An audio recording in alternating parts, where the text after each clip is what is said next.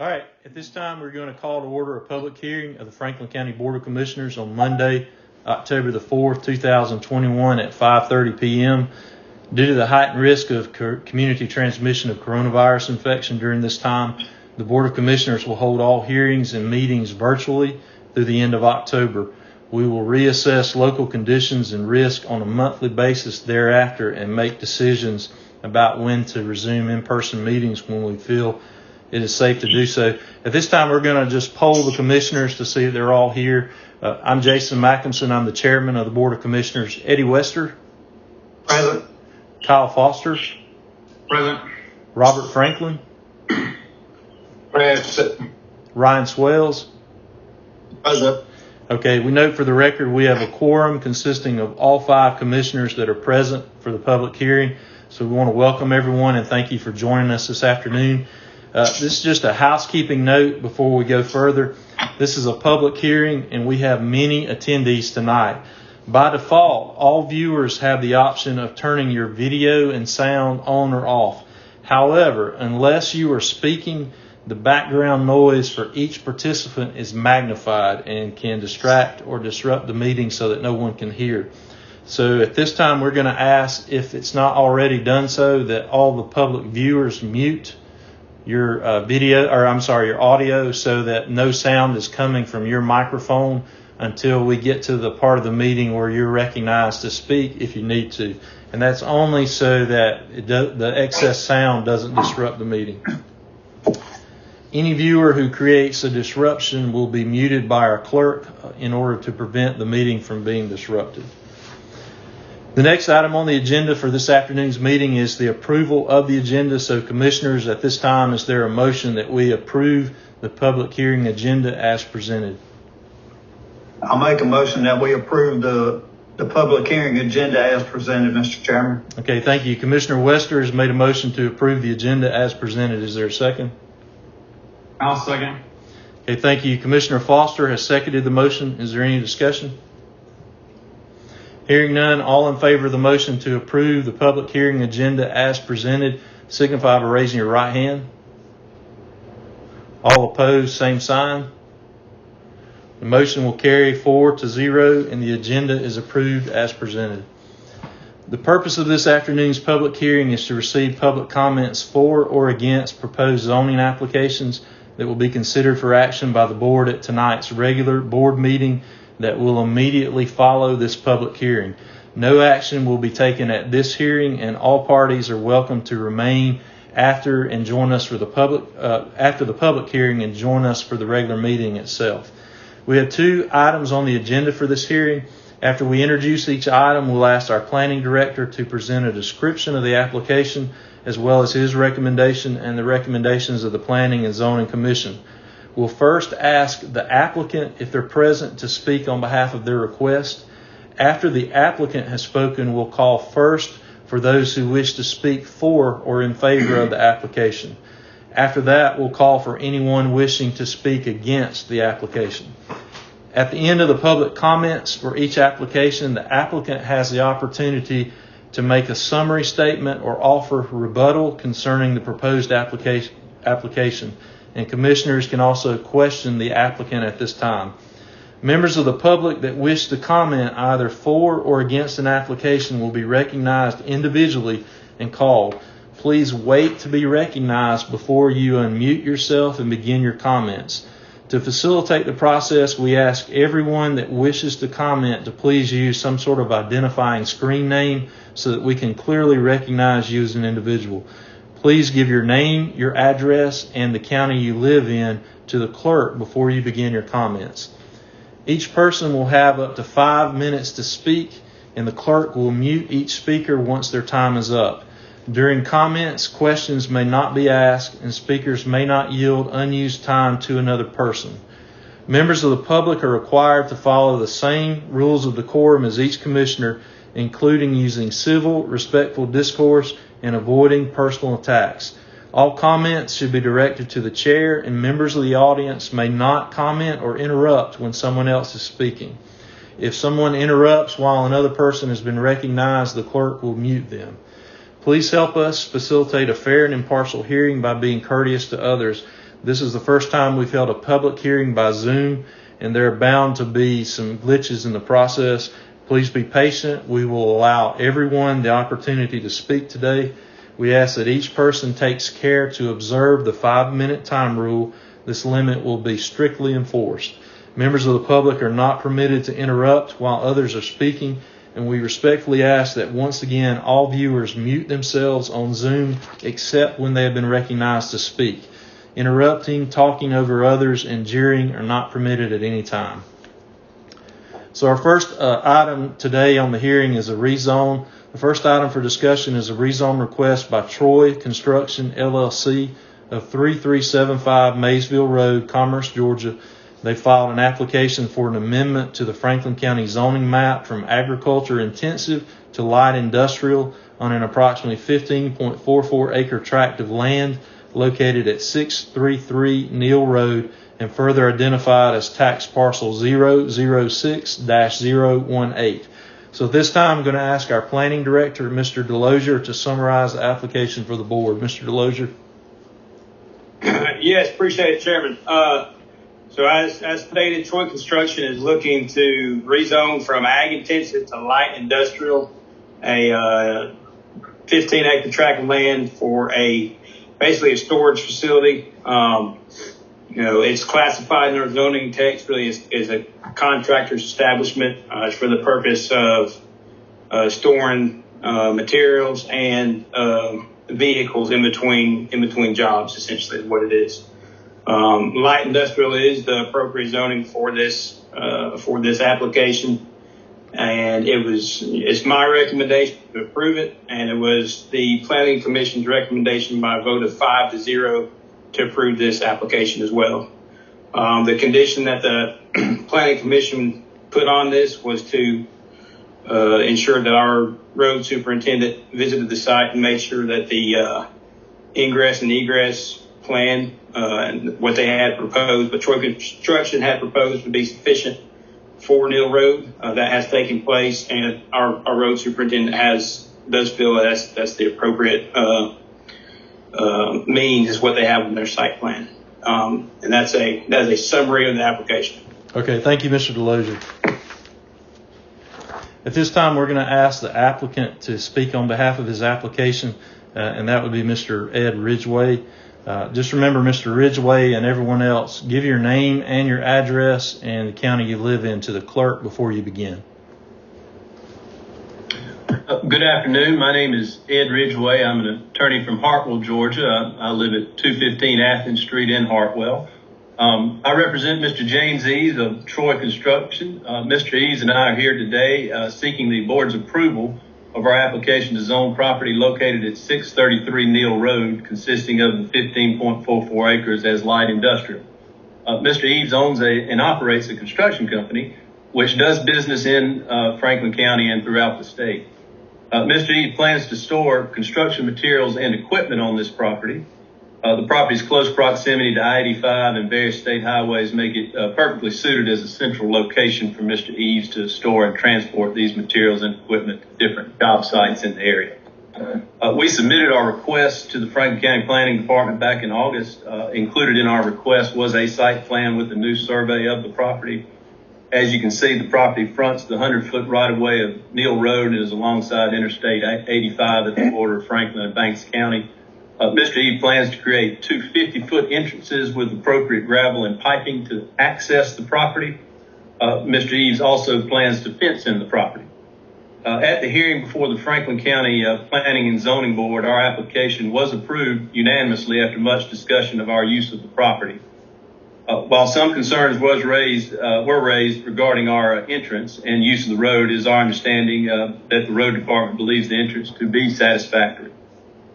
At the hearing and afterwards, we have learned that there were some concern from individuals about increased truck traffic, specifically off of Highway 59 and Highway 63 at the intersection of Neal Road. Mr. Eaves has since spoken with two representatives of the Georgia Department of Transportation who have indicated they will look into it, but at the current time did not see any problems. I have also just today been made aware of a petition against our request. I want to make clear that we certainly respect these individuals' opinions, and we desire to be a good neighbor. But most of those signing this petition do not appear to live in Franklin County. Storing construction materials and equipment and transporting them to and from this property will not adversely affect the use of any nearby property or diminish its values. The property is physically suited for our purposes. We certainly acknowledge there will be an increase in truck traffic on Neal Road, but it will not result in an excessive or burdensome use of the road. In fact, many days there would only be a few trucks or none at all. As I'm sure y'all know, Franklin County is home to numerous chicken houses, and large chicken trucks are constantly using county roads to deliver birds and equipment to these chicken houses, and that does not seem to be a problem. We believe zoning this property as light industrial conforms with the comprehensive plan and is consistent with the growth in the area.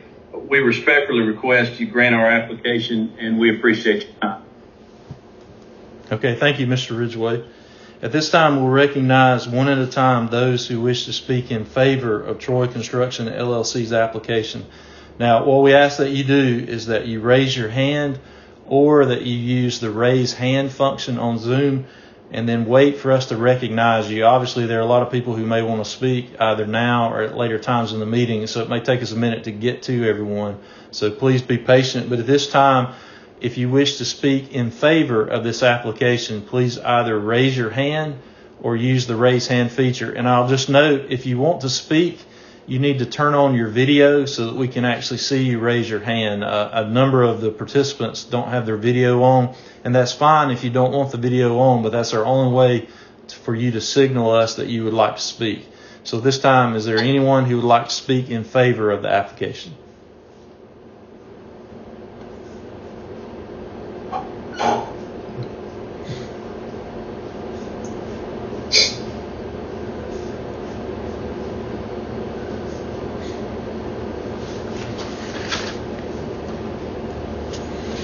Okay, one more time. Anyone who would like to speak for the application? We don't want to leave anyone out.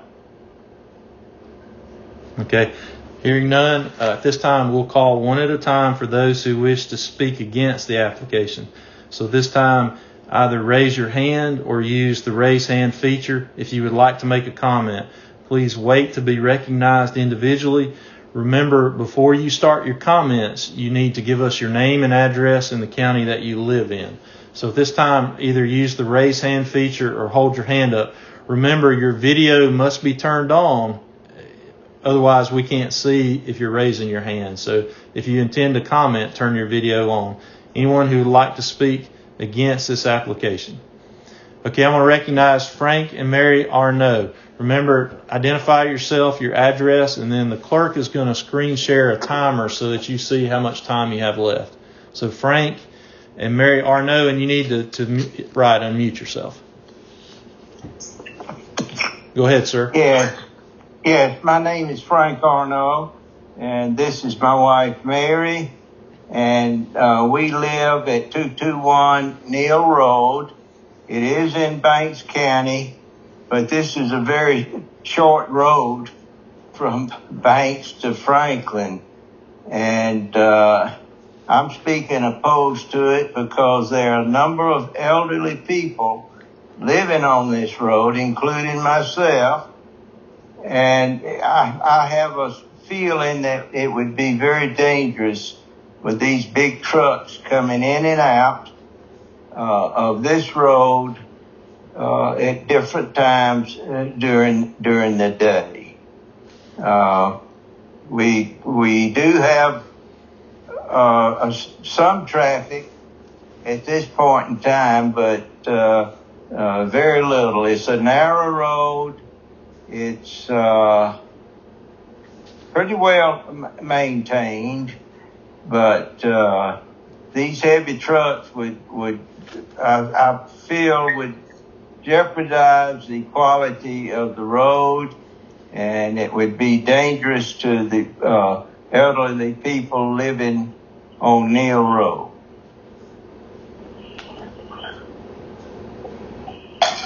Okay, thank you, Mr. Arno. Thank you.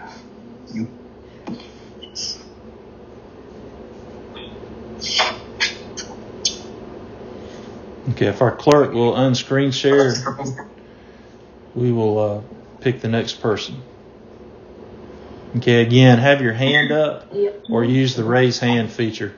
Okay, Miss Beasley, Tina Beasley, if you will unmute yourself before you begin. Tina Beasley.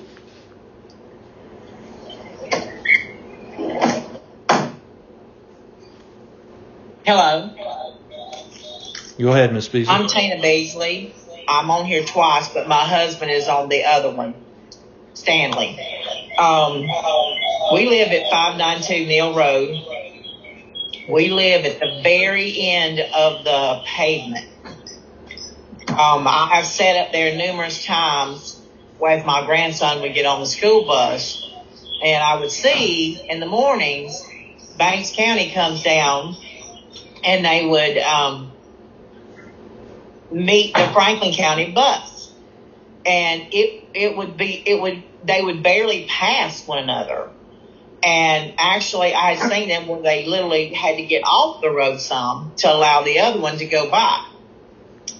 I understand the gentleman, I can't think of his name, from Troy Construction, that they feel that there won't be much traffic. Well, there may not be much traffic in the beginning, but in the future, there may be.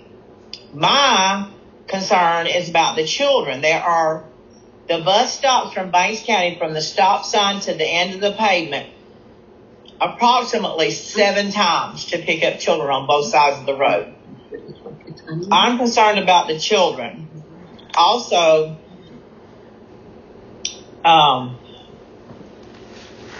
left me. The comment that he made about chicken trucks, where there's numerous chicken houses, there is none coming through here. I've never met a chicken truck through here. I've lived here 1.5 years. I've not seen a chicken truck once. And with that being said, even if it was a chicken truck coming through, it'd be difficult for a school bus it would have to stop, pull way off the road. I understand that they want to make this area. I know that there'll be more use on this end on Neal Road because that has access to 85, whereas the Franklin County way is that there's no access to 85 there. That's how, I feel that right now, that would be coming more this way. I would just like to say, I would like to put my opinion on the table to please give this a little bit more time to how we can all work together to get the road wide enough so there will be appropriate passing for the buses and everybody else. And as the gentleman spoke earlier, there is some elderly on this road. We have people at the end of the road that have dump trucks. It's at the end of the road. I'm sure if they meet the school bus, they have a hard time. But I appreciate you listening to me, and just know that give us a little more time before there's a yes vote, because we just found out about this about 1.5 weeks ago. And the sign that was posted was facing the other way, and so we didn't see it. And I appreciate you listening to me, and thank you very much. Okay, thank you, Ms. Beasley. Okay, again, if you'd like to speak, okay, Lindsey Borton, if you will unmute yourself. Hey, can you hear me? Yes, sir. All right, my name is Steve Powers. I'm actually on my daughter's computer. I live at 942 Neal Road in Commerce, Georgia, but I'm actually in Franklin County. I'm one of the closer residents to this piece of property. And I have several concerns, just like the others that have talked about the kids, the school buses meeting. But my biggest concern on each end of the highways, one on the Banks County side, which connects to 63, Highway 63, and then the other side connecting the Franklin County side connects to Highway 59. I don't know, I've been living here about 11, 12 years at this location, and I I cannot recall one time that I've ever met a tractor trailer or any kind of large truck in that kind of area on this road. A dump truck, maybe once or twice. There's no reason for one to really come through here. But what concerns me is each end of the highway about trucks entering the highways.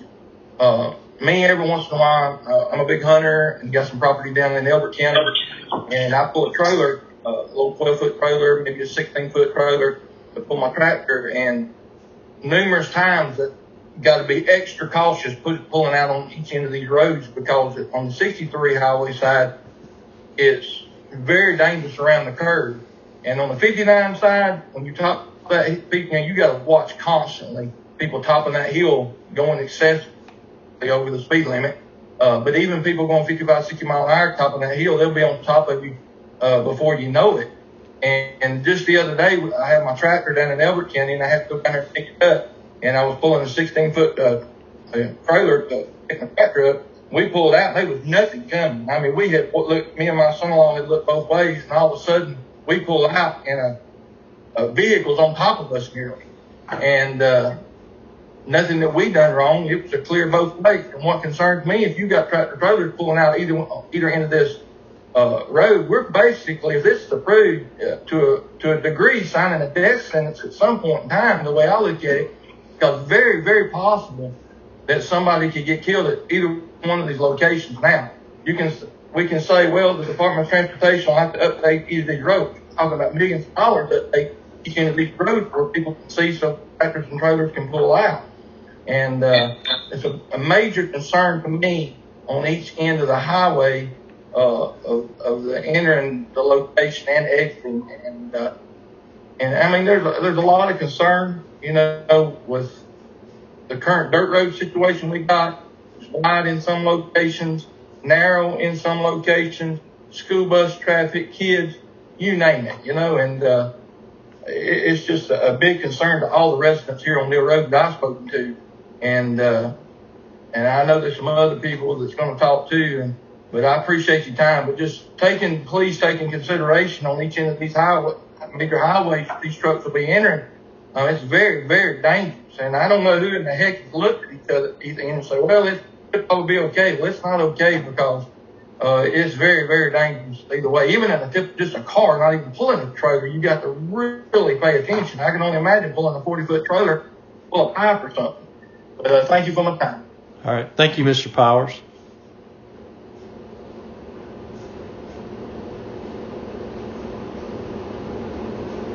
Okay, again, if you'll raise your hand if you'd like to speak or use the raise. Okay, Christopher. It's Christopher's iPhone. If you'll unmute yourself first. Christopher, I see you talking, but we don't hear you. You need to unmute yourself. Okay. Can you hear me now? Yes, sir, we can. Okay. My name is Charles Terrazza, and I live at 60 Neal Road with a Commerce address, but I am in Franklin County. I'm one of the first houses on the right coming in. Now, my concern is the road is very narrow to begin with. And I know even times when I'm on Neal Road trying to get into my driveway, if I see a car coming from the other direction, just luckily there's a little bit more room right there at Highway 59 where we can get in. And I have to pull over almost in the ditch to let that individual out. And like I said, I've lived here 23 years. Now all of a sudden I have all this increased traffic coming from Banks County down Neal Road, and they use that for a cut through to go to other areas past my house across 59. Now I can't see putting more traffic on that road, because when they go down that gravel road, all that dust comes up onto my property into my house, and I have to have air filters in my house just to keep the the dust down. Now I know that they want to build a place down there, and I do not believe that's going to be the proper place, because they have to turn off the 59 onto Neal Road. That's going to increase truck traffic. They're going to tear up that gravel, And it's hard enough to get them to come out here and scrape that road as it is. Usually I have to wind up going out there with my tractor and scraping it to get all the potholes out. Now, right here at the end of Neal Road, where it ends at 59, if you're coming from Carnesville on 59 going toward Commerce, if you try to pull out from either side of 59, you're taking your life in your own hands, because there's been many times where I've looked, like the other gentleman said, both ways, and I start to pull out, here comes a car around the curve, which is a blind curve. And before you can almost get it in reverse, they're on top of you. Now, I moved from Alpharetta, Roswell to eliminate a lot of traffic. And I like living out here. I like my neighbors. And I like where I live. But all this extra dust and stuff, when there's trucks out there on that road, nobody can pass. I've had the power company come up through here repairing lines or looking at lines. And they get out there, and if there's trucks in that road, nobody's going to be able to pass. And I just don't think I need that additional traffic and dust and noise on my property and in my house. And that's all that I have to say on that. And I appreciate the time. Okay. Thank you, Charles. All right. Okay. If you'd like to speak, if you'll raise your hand. Okay, the screen for Tina Beasley. If you'll unmute yourself before you begin. Yes, can you hear me? Yes, sir. My name's Stanley Bailey. I live at 592 Neal Road. It's right where the asphalt and the asphalt ends, the dirt begins. I'm against this for as much as what the last fellow said about the getting into Highway 63 and 59. If you're coming down either road trying to turn into Neal Road, you're taking up the whole end of the road. And I don't know if the DOT considered putting slow down lanes or turning lanes for them to come in, especially on 59. There's a hill there. If a truck is trying to turn into Neal Road, he's blocking the whole 59 road. If somebody pops that hill, it's bad. And the same way with 63, it's in a curve. So I don't know if the DOT just looked at their property in front of their property to put a culvert or whatever on the dirt road. I understand that, but you got to get into 63 or 59, one. And the same thing with school buses. We sat up here with our grandson to get on the school bus. 2 buses meet. One of them's got to get off the shoulder of the road. I think the property is zoned for agriculture for a reason. I mean, it was a pasture or whatever before. And over here on 59, they built a roundabout. And I'm assuming that land is zoned for light industrial or whatever, because there's some businesses already over there in an industrial park. And I just don't understand why they want to come on over this way and not be where it's already permitted for them to be at. I've called the Banks County commissioners, and his name was Danny Maxwell, and he said they didn't know nothing about it. But now I talked to him again today, and he said a Charles Turk, which is the chairman of them, said he had talked to, I don't know, maybe some of y'all, but the Banks County property is splitting that property. The property line goes through that property. So I don't know if y'all got some kind of agreement that y'all can rezone it, or if Banks County's got to get in on that. But I think that Banks County ought to be involved with it when it's got something to do with their road and our taxes. And that's all I got to say about it. Okay, thank you, Mr. Beasley. Mm-hmm.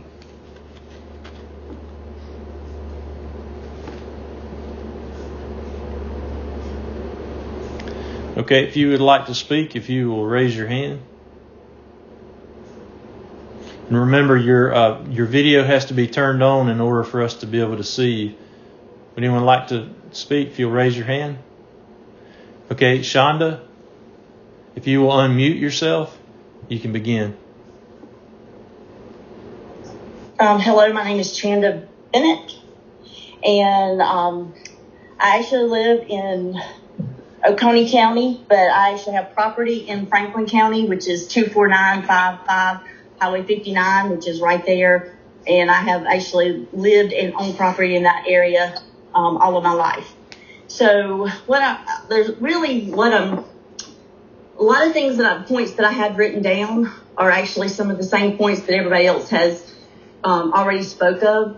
But really what the bottom line I feel like is that this is just another situation of someone trying to get some type of industry into Franklin County, and it's not being looked at the whole big picture. So while, just like Mr. Charles that was speaking before me, he said that he called Banks County. Well, I called Banks County today, and they said that everything had to go through the Franklin County because the land is in Franklin County. Well, the infrastructure coming in, as someone else had already spoke of, they're going to be using the road on Neal Road, which is Banks County. So, this is not something that needs to be just, agreed on that this is something that needs to go through. It should not be approved. As far as going out looking at the property and seeing if this is something that could be legitimately done, the infrastructure is not there. There's no way that going into Neal Road from either the Banks County side or the Franklin County side, that property, that road is equipped to be able to have that kind of traffic. It is not something that has been thought through. That is not something that the citizens of Franklin County and Banks County either one know about. And it's not something that's going to be good for the community. So this should not be approved. Looking at who's going to pay for, say this was, put forth and we go forward and say, okay, this is going to be approved because they own property and they're wanting to develop it. Well, who's going to pay for all of the infrastructure that's going to have to be put in because of the damage that occurs because of the equipment and the traffic that comes through there? On the 59 side, like the lay of the land, the way that there's a hill there, the property going into that entrance, there's no way that is going to withstand heavy traffic. There's going to be numerous accidents that happen there. And so, who's going to pay for it? The citizens of Franklin County, our taxpayers. So this is not something of looking at lightly. This needs to be something that is researched and thought through. It doesn't need to be something that somebody goes and looks and says, oh yeah, a truck can pull into here. It's okay. It's not okay. This is not something that just the representative for the company, his job, he's being paid to try to make everything look like this is a good deal for everybody. And it's not. Because in the long run, the community there on the Franklin County side and the community there on the Banks County side and the taxpayers are going to be the ones that have to pay for this. So, this is not something that needs to be just swept under the rug and moved forward on because somebody thinks that it's a good deal for the county when it's not. You got to think about what kind of power lines do we have coming through there, or who's going to go through and move power lines when the company decides all of a sudden that their equipment is not able to come through there because of a power line or they're not able to do something. So, the paved road there on the Banks County side is not, the thickness of it, the grade of it is not for heavy equipment. It's for light, use of people that live on the road. On the Franklin County side, it has been a dirt road my whole life. I just turned 45 years old. It has been a dirt road all of my life. That is zoned agricultural for farming. It is not an industrial park. There's over on Highway 51, if you look there, we have a vacant lot, basically, where there's nothing but a already fenced in, as they were saying they were going to fence it in. There's an area over there. There's no trees on it. It already has gravel on the lot. It has a garage. It also has, access to the interstate. So why not go there rather than trying to sneak something into Franklin County on a dirt road that does not have everything that it needs? So I think this motion should be denied, or either it should be put on the table and more research and more citizens know what's going on. Thank you, Ms. Bennett.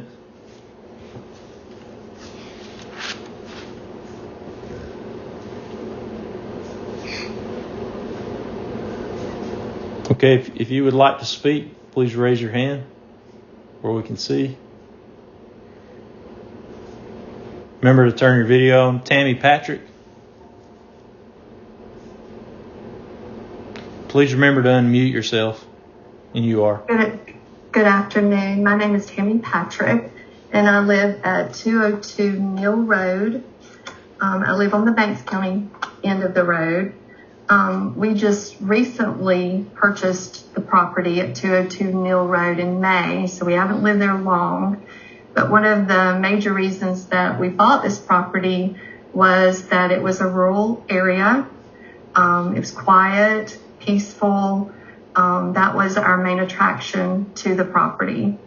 And this really concerns me because there already is a lot of traffic on that road as it is, just car traffic. And as Mr. Frank mentioned earlier, the roads are so narrow. In fact, if they were to widen the road, if this, were to go through and the roads were widened, it's going to take just about my entire yard up to widen it. That's how narrow the roads are in front of my house. And I just think I worry about we have our grandson that comes to our house and he plays in the yard a lot. And even right now, as narrow as the roads are, I'm afraid for him to get even close to the edge of the yard. We always make him stay, right there against the house because it is so dangerous just with cars going by. So I can't even imagine if we have these big, huge trucks running up and down the road, how dangerous that's going to be. I probably will not even allow him out in the front yard. He'll have to get in the backyard, which is not why we bought this property. We bought this property. He rides four-wheelers. He likes to be outside. He likes to play with his trucks. We bought it so that he would, because where we moved from, he didn't have a lot of space to play. And that was our main goal of getting him in an environment where he could play outside safely, have plenty of room to do what little boys like to do. And it's just a big concern to me. I've been down that dirt road before, and it is, like someone mentioned earlier, and a lot of the points that you've mentioned are points that I had written down that I was going to mention as well, but everyone has done a great job of, I'm just checking off the points as you guys go through mentioning them, because all that you've mentioned before is a concern that I have myself. But that dirt road, there's like the gentleman said earlier about the gravel flying up and the dust and all of that. It's not going to be safe for cars to drive behind these trucks because they're going to be slinging gravel and dirt and everything. And I just bought a new car recently, and I've already been on 85 and had a big truck throw a rock up and hit my windshield and had to have that fixed within having 2 weeks of the new car. So that's another concern. Plus the safety on the Banks County end of Neal Road. There is when it joins 63, there is a really blind curve there. My husband had mentioned when we first moved there, he said, I swear I looked both ways, and I pulled out in the road and I look and there is a car that is right on top of me. And he said, I just didn't see it. So we have had to make had to be real careful pulling out of that road from Neal Road into Highway 63 just because of the blind curve. So it concerns me about accidents. It concerns me. I'm a school teacher. So, of course, children's safety is a primary concern of mine. It concerns me with buses and the safety of buses. And I don't agree with this at all. I think it should stay zoned the way it is zoned. That's why a lot of us has bought property in that area, is because of the way it is zoned currently. So I just think this is not a good idea for the residents. There's plenty of other land in Franklin County that Troy Construction can obtain and do what they want to do. But this is just not the place for it. It's not safe for the residents. And in the future, I worry if we open this up to this type of zoning now, here comes commercial zoning, and it just ruins the lifestyle that all of us, we want, and the reason why we moved to this area in the first place. Thank you. Thank you, Ms. Patrick. Okay, if you'd like to speak, if you'll raise your hand. Zach, remember to unmute yourself first. Can you hear me now? Yes, sir. All right. I don't know if I'm going to have the whole 5 minutes to talk. I'm currently at work right now. But I did want to get involved in this. Like some of the people have stated, I've lived. Sir, please I'm sorry, I don't mean to interrupt you, but give your name and address. My name is Zach Eubanks. I live at 6761 Bold Springs Road, which is the house on the corner of 59 and Bold Springs across from Neal Road. Okay, thank you. Yeah, no problem. I've lived in this community all my life, ever since I was born, and I'm 38 years old now. So, with the job that I do, I see what this infrastructure of buildings, commercial properties, and all this stuff does to traffic, the wrecks that are involved, and everything else. And speaking on the Neal Road side of it, there's no way commercial traffic coming in and out of there without them doing a major infrastructure change to the roadways. And then you're going to have in this neighborhood, you have Bold Springs, and you're going to have Neal Road. Obviously, they'll have to move that road to make it an intersection, probably a red light or some other nature right there. From that point, it's going to cause an impact with traffic. You're going to have more accidents in the area. It's just, to me, it's if they want to build something, build it somewhere that has the infrastructure to support all of that they're trying to put in this area. I mean, that's been, like other people said, that's been a dirt road all my life. I've lived in this peaceful community. That's why I wanted to continue to move there once I moved out on my own and live in this area, because it's peaceful. It's a non-populated area, and I wish that it would continue to stay that way. And there's been multiple vehicle wrecks that's happened at the intersection right there at Bold Springs, and I couldn't imagine if you bring more population coming in and out right there, especially with Neal Road and them trying to industrialize that, at the impact that'll have with accidents and everything else with traffic flow issues. But I'm just myself personally, I'm against that. I'm not sure where everybody else stands on that, but I just wanted to give my input on that as well. That's about all I got to say about it. Okay, thank you, Mr. Eubanks. Yes, sir. Okay, again, if you'll raise your hand if you'd like to speak. Raise your hand or use the hand. Oh, I'm sorry, I didn't see it. Lana Cannon. Go ahead. Just remember to unmute yourself. Yes. Hello, my name is Lana Cannon. I live at 1786 Highway 63, Homer, Georgia. My property is approximately a mile from Neal Road, where it joins Highway 63. If you are headed toward Toccoa. Just a couple of concerns. First of all, several folks on my end of the area do not have internet access right now. I've been getting some texts, and they're very concerned that they are not able to voice their opinions and their concerns. And it's been suggested that we attempt, if at all possible, to have an in-person meeting. I did understand that as a result of the COVID that you were wanting to conduct the meetings virtually. But this really does put a hindrance on those folks who are not able to have access to the meeting as a result of internet outages. Perhaps the storms that have come through or the heavy rains have impacted the satellite availability. So as a hope, we would like to meet, they would like to meet, have an in-person meeting if possible. I have driven down Highway 63 for just a few months. We have lived in the area since the very, very beginning of April.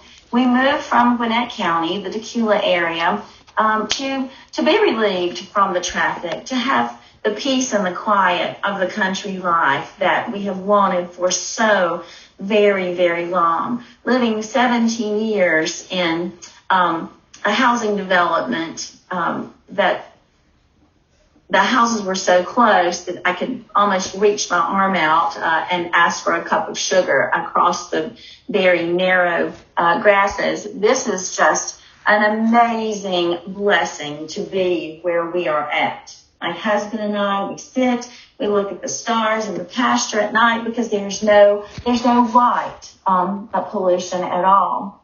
And so to have all of this extra traffic that will be driving down the road as well, with all the rest of the very large 18-wheelers that come flying, it's a concern with the other traffic. The curve there at the intersection of Highway 63 and Mill Road is very, very dangerous. I am very concerned about that. We have a lot of young people who drive rapidly up and down the road, and I fear that there might be an accident as well as some of the other people, and certainly we need no loss of life as a result of that. I'd also like to ask a question. I'm not sure, is it just heavy equipment that will be stored, or will there be chemicals stored on this property if this passes? Have there been environmental impact tests that have been presented to the community? I don't know the answers to those questions, so if you could help me with that, I would appreciate it. I'm sorry, this is a no question. This is just comments, but you can listen the rest of the meeting. They'll discuss that. Comment. Just comments. Okay, I've got you. I will listen. Thank you for listening to me. All right, thank you, Ms. Cannon. Again, if you would like to speak, either raise your hand or use the hand raise function. And remember, your video must be turned on for us to be able to see your hand. We'll wait just a minute. Anyone else who would like to speak before we move on?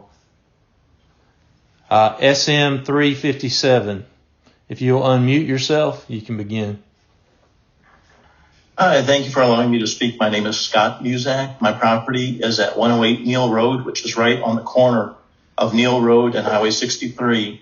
And I see every time I'm out standing in my driveway nearly an accident every day at that curve. And it is a very dangerous intersection. And with more traffic, it will only become more so.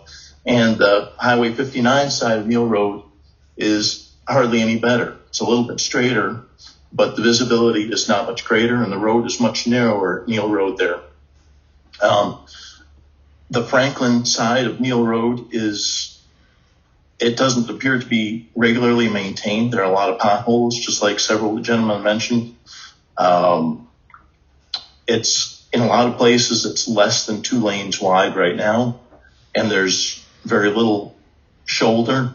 The pavement on the Neal Road side that's in Eubanks County is, as someone mentioned, only prepared for residential traffic, vehicle traffic, not for heavy trucks. I personally really enjoy the property that I've got because of the rural nature of the area in which it is. And I would like to maintain that. I want to voice support for my neighbors and opposition for the rezoning. And I hope that the rezoning will be turned down. because I think that would really change the character of the area.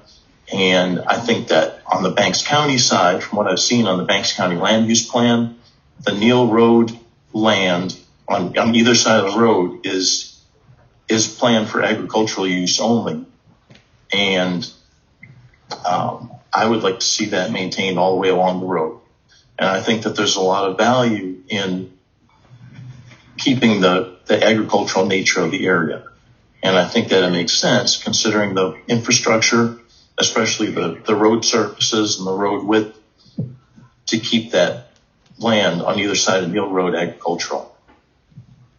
That's all I really have to say. I just wanted to support my neighbors and say that I too am opposed to this action. Okay, thank you, Mr. Muzak.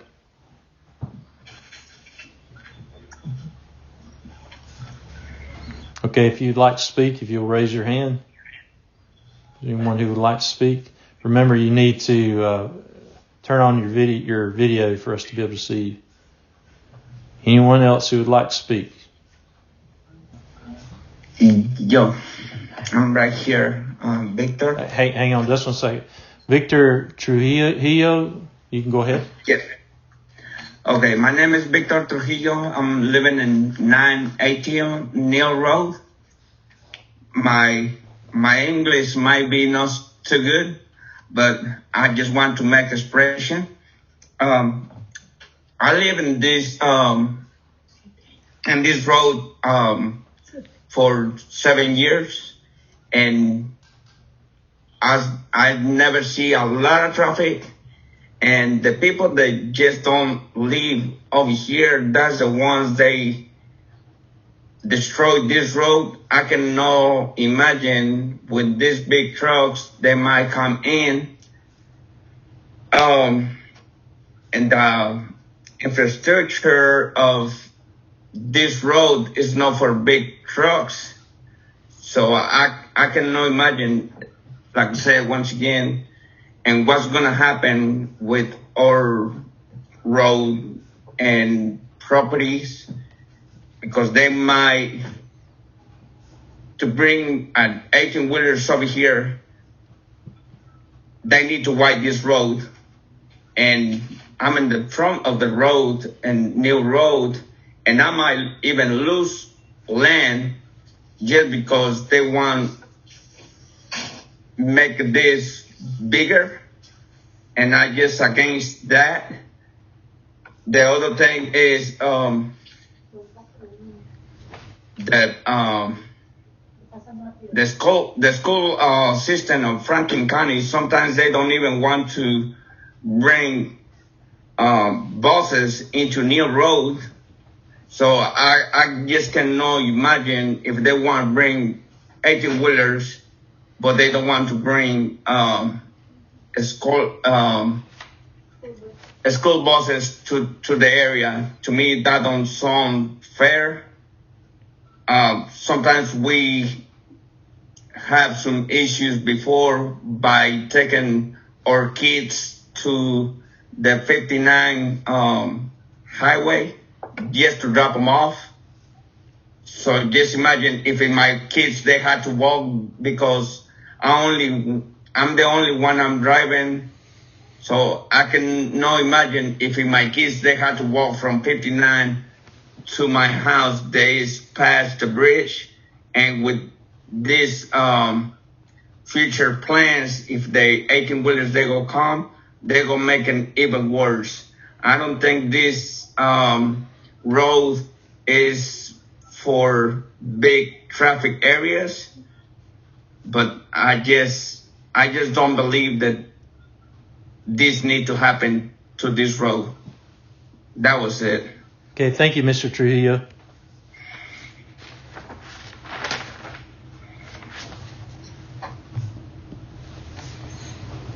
Okay, Damon Braswell.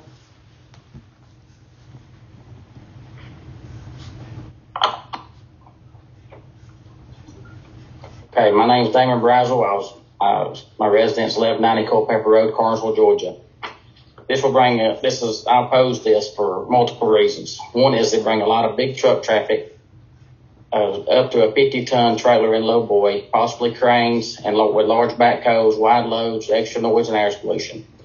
Road damage from heavy equipment and traffic. It'd be hard for school buses to pass. LI zoning will lower your property values, but possibly raise your taxes. The LI approved opens the door for further industrial and possible commercial development with higher volumes of traffic from large trucks and unforeseen problems. This will create safety hazard for people traveling 59 and 63 due to low visibility on the roads. This road is not wide enough in places for a tractor trailer and a car at the same time. Also, at the end of 59 and 63, if there's a tractor trailer sitting there wanting to get out, a car cannot turn in, and if a car sitting there, a tractor trailer cannot turn in. Either side, 63 or 59. And the light industrial was the least desirable land use zoning that you could put. Also, if the gentleman was talking about the easement being 100 foot on the dirt road, that is not correct. It's only a 30-foot easement on the dirt road. Wasn't sure if he was talking about 85 or the dirt road. But the dirt road has 30-foot easement from ditch to ditch. And, okay, let's see. It decreases the resident value because people are concerned with the safety and health. And as I'm listening, a lot of people that's moving to this area desire the peace and quiet, not the industrial. So that would lower the property value because nobody want to move into the area because of light industrial. And also, again, the LI or light industrial zoning opens the door for the area bringing more large trucks to this area. Apparently, if they start zoning in other places around there, this could turn into a snowball effect and there'd be 50 or 60 trucks a day traveling this road. If Troy Construction decides in 1 year to 5 years they want to sell the property or change their business, they can do it without any further zoning.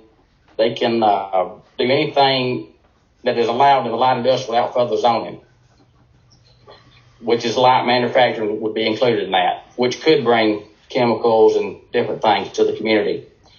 And Franklin County cannot, I repeat, Franklin County cannot zone Banks County property. There's at least half or more of this property is in Banks County. I repeat that. There's at least half or more of this property in Banks County. I provided sheets for the commissioners to look at prior to this meeting. Then the dirt road's only a 30-foot easement. And it's for ingress and egress only. There's no utilities, no right-of-way for utilities or nothing on this road. And the road is unimproved. And if they want to start improving the road, they need to improve the whole road. And they're going to have to buy a lot of property from landowners because Franklin County and Banks County does not buy road right-of-way. They never have, from my understanding. It's always donated and put in. I have not seen anything that supports that Franklin County or Banks County bought any right-of-ways.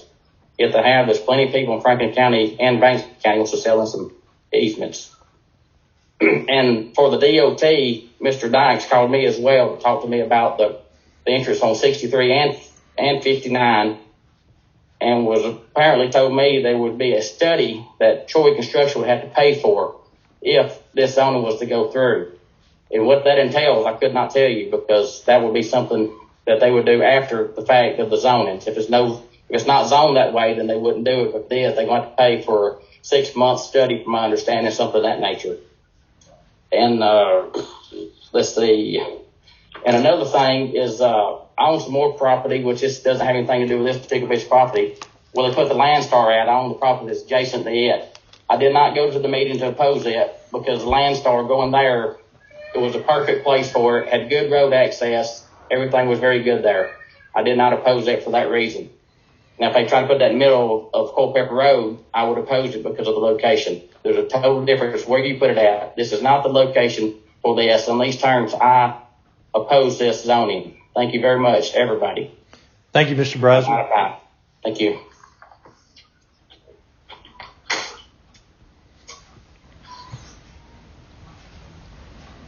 Okay, if you would like to speak, please raise your hand or use the hand raise function. Remember to turn on your video.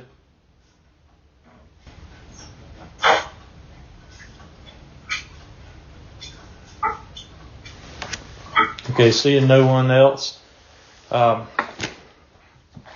This time we're going to ask the applicant to speak again and offer a summary statement and rebuttal.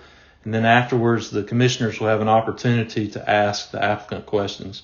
So if the attorney for Troy will come back with us. Mr. Ridgway, I'm sorry. Yes, thank you. Like I said, we respect everyone's opinion. We just happen to disagree. We think this property is suitable for our purposes. Regarding the issue of the right of way, the survey that we have shows a 100-foot right of way. Now, whether that is, ditch to ditch as is, I don't know. I have not been out there, but it does show a 100-foot right of way. We're also willing to work with the DOT or the road department if there are issues with the road. We indicated that from the beginning, but like I said, our information is that it is fine as is. We'll also mention again that the planning board did approve this unanimously, and we respectfully again request that you grant our application. Thank you. Okay, thank you, Mr. Ridgway. This time we're going to open up for questions from commissioners, so we'll start with Commissioner Wester. I guess my first question is, how many trucks are we talking about in and out of here? And I know it's going to be heavy equipment and everything. And I know, one of the ladies had mentioned, something about chemicals. So, can you give us an idea of how many trucks per day in and out? And other than the heavy equipment, what else do we store on this property?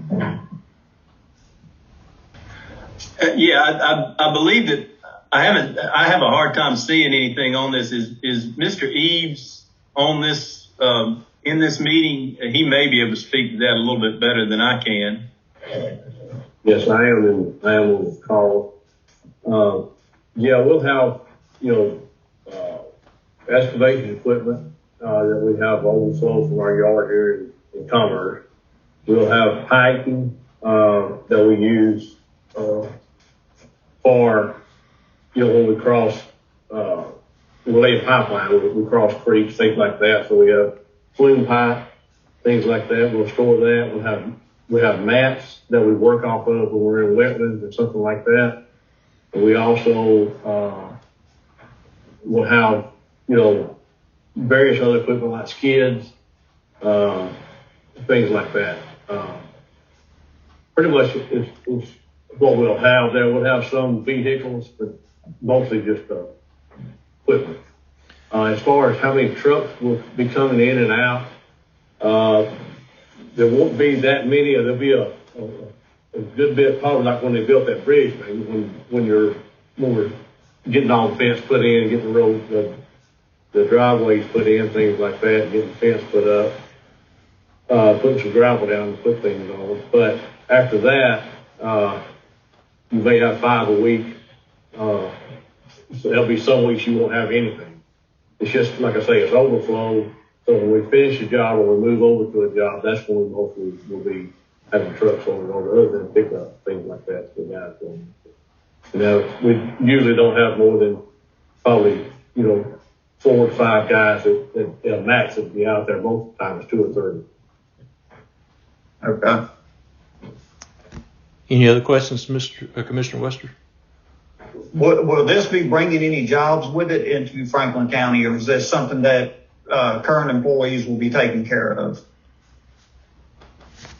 It could bring, but it'll be very few. Most of the people we have working here will come from this yard over there when they're either delivering a piece of equipment or picking one up. If it would, it'd be just like 1 or 2. But like I say, we won't have much of anything over there other than storing equipment and piping.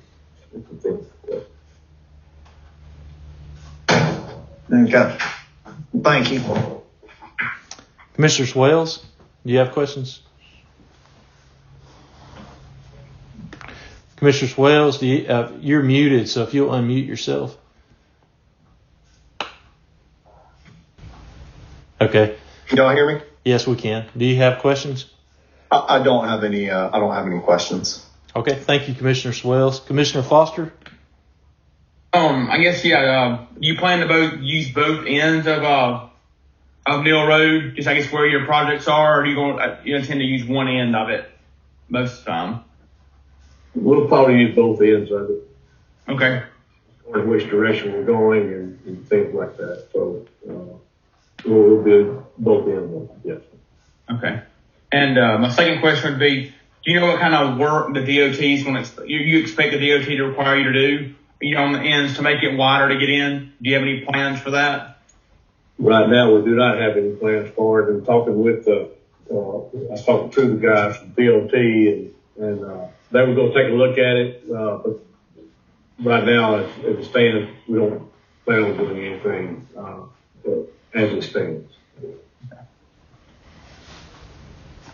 Any other questions, Commissioner Foster? No, not anymore. Okay. Commissioner Franklin, do you have any questions?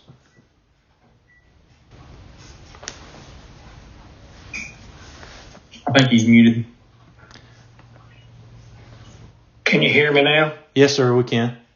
Do you have questions? No, sir. Okay. No. Okay. If there are no more questions, or before we go, did anybody think of anything else? Any commissioners think of anything else you want to ask before we move on? Okay, hearing none, we'll move on to the next agenda item. This is a conditional use permit. The next item for discussion is a conditional use permit application.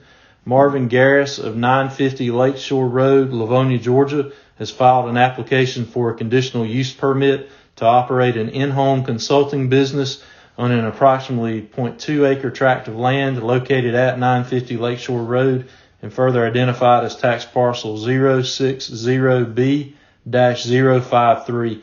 So at this time, we're going to ask our planning director, Mr. Delosier, to summarize that application for the board.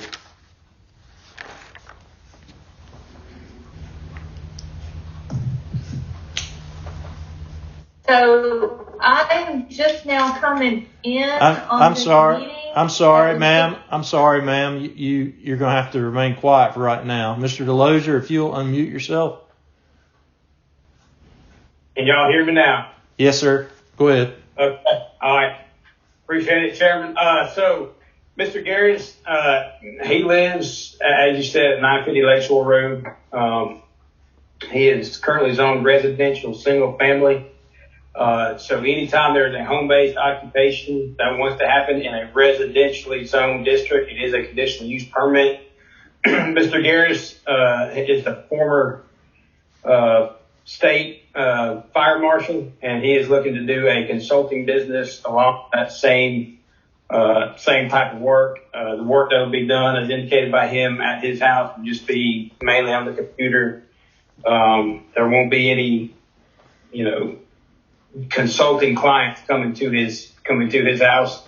Only reason for this for this conditional use permit application is because it is a residentially zoned tract of land. The Planning Commission unanimously recommended approving it, and I recommend approving it as well with no conditions attached. Okay, thank you, Mr. Delosier. So this time we're going to open the meeting or we're going to ask the applicant to speak. So if Mr. Garris is here, if you will unmute yourself. Mr. Garris? Yes, Mr. Chair. Can you hear me? Yes, sir. All right. My name is Dwayne Garris. Live at 950 Lakeshore Road, Martin, Georgia, in Franklin County, in the Gumlog community.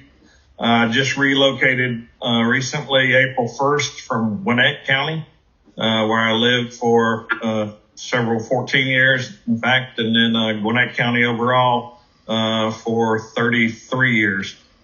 So after retiring from the state after 32 years of service, it's hard to give up helping people, and I have continuously gotten calls to help do code consulting applications dealing with construction and things throughout the state, as well as some various areas outside of the state for individuals who need code assistance. And so I opened a business in Gwinnett County. It's a sole proprietor business, LLC that's incorporated, where I do code consulting, basically reading of the codes, interpreting the codes, and giving advice and assistance. My job basically is on computers and telephones, consulting. If I do need to meet with clients, I usually meet at a location or the either their offices or at the office or location where the construction is going on. And then any other thing is really just business meetings located throughout the country and stuff. So this is really an application was stated to give me the ability to do that same job that I've been doing in Gwinnett County after retirement up here since I have relocated up here to be a citizen in Franklin County.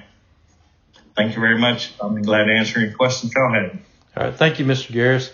At this time, we're going to recognize one at a time those who would like to speak in favor of Mr. Garris' application. So again, this is just for Mr. Garris' application. So if you'd like to speak in favor, please raise your hand or use the raise hand function.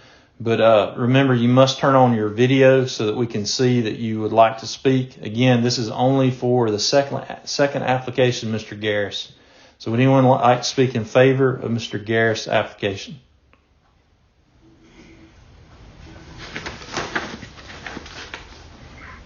Okay, it doesn't look like anyone would like to speak in favor, so we'll move on. At this time, we'll call one at a time for those who wish to speak against this application. Again, this is just for Mr. Garris' application for a conditional use permit. So if you'd like to speak against that application, please raise your hand or use the raise hand feature if you'd like to make a comment. Remember, this is comments only, no questions, and please wait to be recognized before you begin. So anyone who would like to speak against Mr. Garris' conditional use permit application, please raise your hand.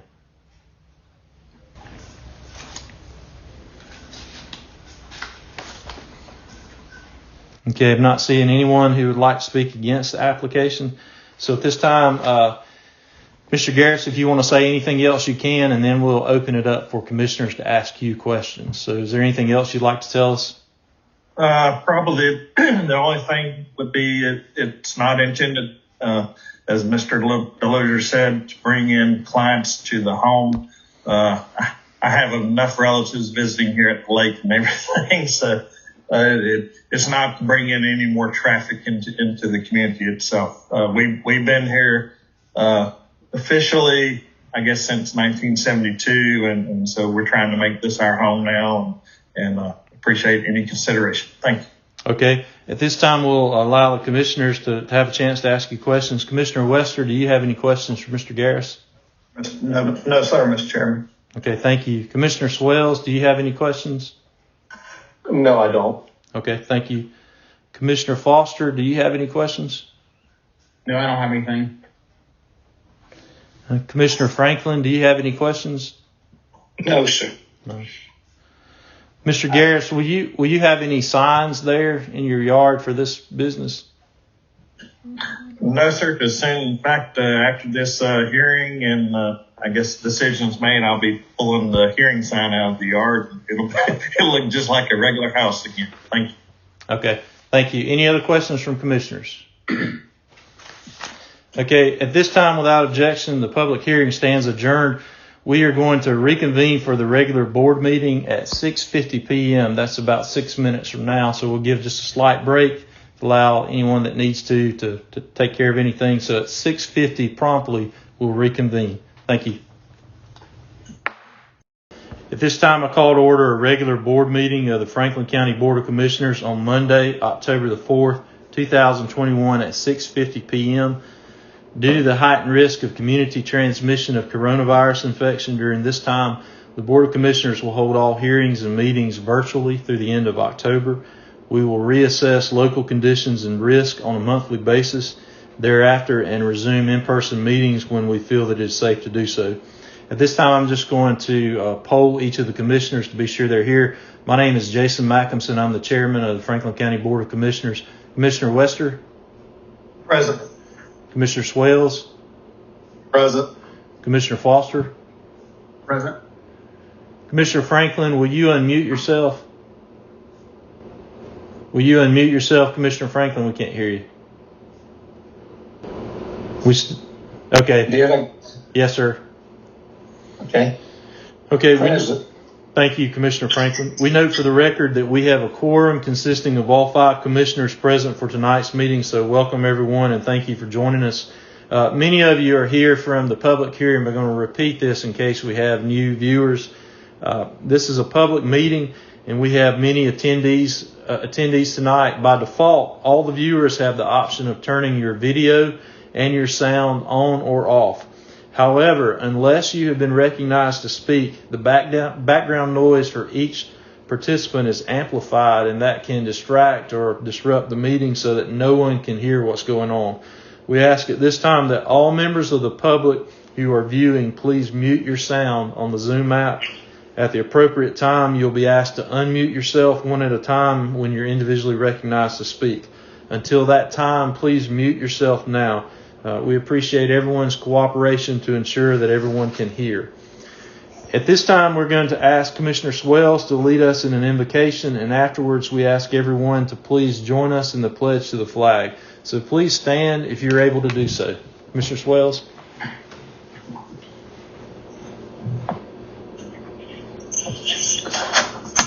Lord, I thank you for an opportunity to meet on behalf of the county. The decisions we make, we don't take lightly. We pray for guidance and wisdom as we make these decisions. And we pray for the health of our community. We pray for healing for those that have been affected by COVID. And we pray that you guide us into the future with whatever comes our way. And we pray. Amen. Thank you. Now for the pledge. I pledge allegiance to the flag of the United States of America and to the republic for which it stands, one nation, under God, indivisible, with liberty and justice for all. Thank you. The next item on the agenda is the approval of the agenda. So at this time, is there a motion to approve tonight's meeting agenda as presented? I make a motion that we present as it presented. Thank you. Commissioner Franklin has made a motion to approve the agenda as presented. Is there a second? Second. Thank you. Commissioner Foster seconded the motion. Is there any discussion? Hearing none, all in favor of the motion to approve the agenda as presented, signify by raising your right hand. Okay. All opposed, same sign. The motion will carry 4-0, and tonight's agenda is approved as presented.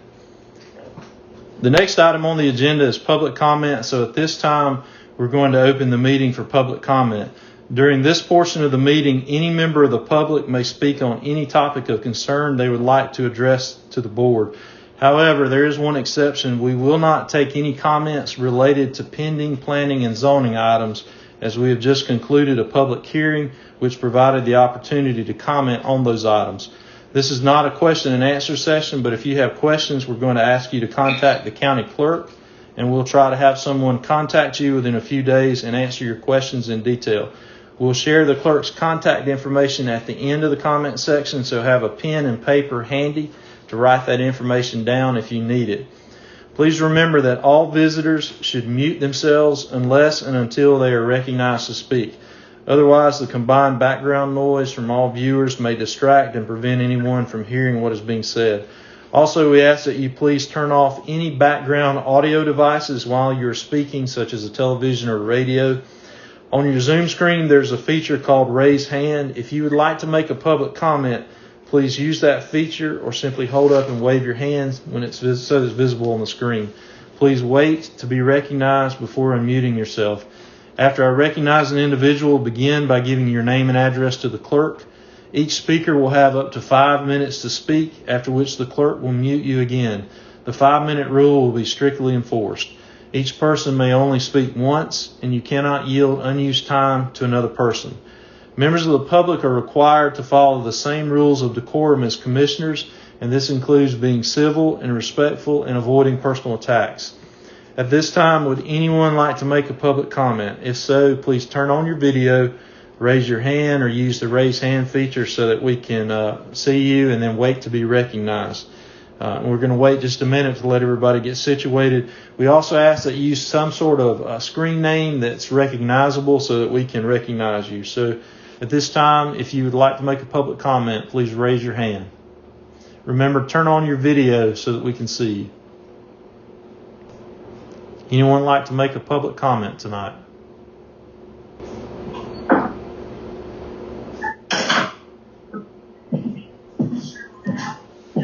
Okay.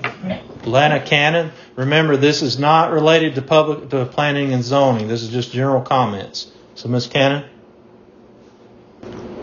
Ms. Cannon, you're going to have to unmute yourself probably. You're good. Go ahead. I had a question concerning the project that is upcoming possibly on Neal Road. Can I still talk about that? No, we won't take any comments on planning and zoning. This is not question and answer. However, you can submit a question to the clerk at the end of the meeting, and someone will get back to you. Okay. Okay, thank you. Okay, thank you. Thank you, Ms. Cannon.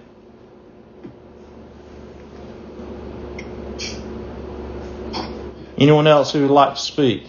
Remember, turn on your video so that we can see you, and raise your hand. Your video not at all. I have to put your stuff on so they can hear and see. Okay, if there are no other public comments, the clerk is going to share her contact information on a screen share for a few moments. So if you have questions, you can write that information down and contact the clerk, and then someone will get back to you within a few days with answers to your questions. After this section, commissioners, the clerk is going to mute everyone, and you will have to re-mute yourself, so we'll do another roll call once this section's over.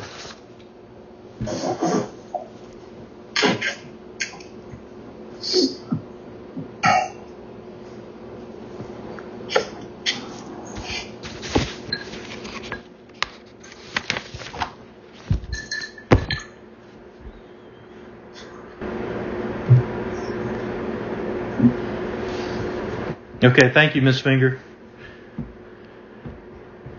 At this time, commissioners, just answer present so that we know that everybody's turned on. Eddie, Commissioner Wester? Present. Commissioner Swales? Present. Commissioner Foster? Present. Mr. Franklin, you're showing up as muted, so can you unmute yourself? Can you hear us? I hear you. Okay. Can you hear me? Yes, sir. Yes, sir. Mr. DeLozier, if you want to unmute yourself too. Thank you. All right, the next item on the agenda is a personnel report. Mr. Turner, do you have anything for us tonight? And you're muted as well. So, okay. No, I don't have anything. Okay, thank you, Mr. Turner. The next item on the agenda is the approval of the prior meeting minutes from the month of September, including the regular board meeting on September the 13th, 2021, and the work session on September the 28th, 2021. All the commissioners have been provided with a copy of the draft minutes for these prior meetings. Do any of you know of any corrections that need to be made? Okay, hearing none, is there a motion to approve the prior meeting minutes as presented? I'll make a motion to approve the prior meeting minutes as presented. Okay, thank you. Commissioner Foster's made the motion to approve the minutes. Is there a second? I'll second. Thank you. Commissioner Wester has seconded the motion. Is there any discussion? Okay, hearing none, all in favor of the motion to approve the prior meeting minutes as presented, please signify by raising your right hand. And Commissioner Franklin, can you turn on your video? We don't see you.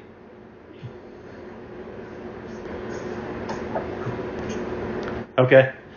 All opposed, same sign. All right, the motion will carry 4-0, and the prior meeting minutes are approved as presented. The next item on the agenda is number 7, items for discussion. The first item for discussion is a rezone request. Troy Construction, LLC, 3375 Maysville Road, Commerce, Georgia, has filed an application for an amendment to the Franklin County zoning map from agricultural intensive to light industrial on an approximately 15.44 acre tract of land located at 633 Neal Road and further identified as tax parcel 006-018. So at this time, our planning director, Mr. Delozier, is going to summarize that application for the board. Mr. Delozier. Yes, sir. Thank you, Chairman. So as stated, Troy Construction is looking to rezone from ag intensive to light industrial for the purpose of storing construction equipment. Tract of land is 15.44 acres and is it fits the criteria for this rezoning. The Planning Commission they reviewed it and they recommended approving it. There was a 5-0 vote to approve this application with the condition that the Franklin County Road Department approve ingress and egress for this site. The ingress and egress has been, myself and the road superintendent visited the site. We went over the proposed entrance that Troy Construction has proposed, and the road superintendent felt that it is sufficient. I have also personally been in contact with the Georgia Department of Transportation, their engineer for traffic control operations for the district, and the local individual that's stationed here in Franklin County. They have not indicated to me that there will be any required improvements to Neal Road at either 63 or 59. However, it's not been 100% nailed down by them yet. I keep getting the we'll see what has to be done. So I have been in contact with them. The initial discussion that I've had with them was that there would not be improvements required unless they came out and deemed it necessary. At this time, I am under, from what I've spoken to the two guys from DOT, they have not thoroughly reviewed the site yet. Their discussion with me has just been initial, looking at everything on the application and the road and whatnot, but they have not given me a definite one way or the other. So we're still waiting on DOT for that. But the Planning Commission, they didn't add their recommendation, but I will recommend that approval to approve this pending our road superintendent's approval, and that Troy Construction agrees to make any improvements that Georgia Department of Transportation will require. So that is a summary of this application, pending any questions. Okay. Thank you, Mr. Delozier. At this time, we're going to have the commissioners ask questions of Mr. Delozier. So, Commissioner Lester, you have questions? Yeah. Has there been any discussion with the Banks County side about any of this? I know it is very close road-wise and everything. Have we had any discussion with them to get their take on it? We have not. According to all surveys and according to all the information that I've been able to gather, the recorded plat shows this tract as being all in Franklin County. It pretty much shows that back property line as the Franklin County, Banks County property line. Therefore, the tract's 100% in Franklin County. So, we're going to deal with this as a Franklin County issue. Okay. Thank you. Commissioner Swells, do you have any questions? I don't. Okay, thank you. Commissioner Foster, do you have any questions? No, I don't. Okay, thank you. Commissioner Franklin, do you have any questions? No, sir. Okay. Mr. Turner, do you have any questions or recommendations? No, I follow in line with what Mr. Delozier has stated. Okay, thank you. Any other questions, commissioners? Okay. At this time, is there a motion to act on the application for an amendment to the Franklin County zoning map from agricultural intensive to light industrial for tax parcel 006-018 with the conditions stated by the planning director?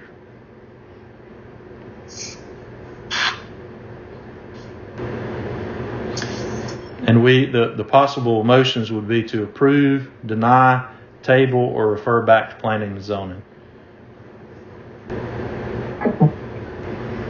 But the board does need to take some action. We need to give some direction. So we either need to approve it, deny it, or table it, or refer it back to planning and zoning. So is there a motion to that, any of those effects?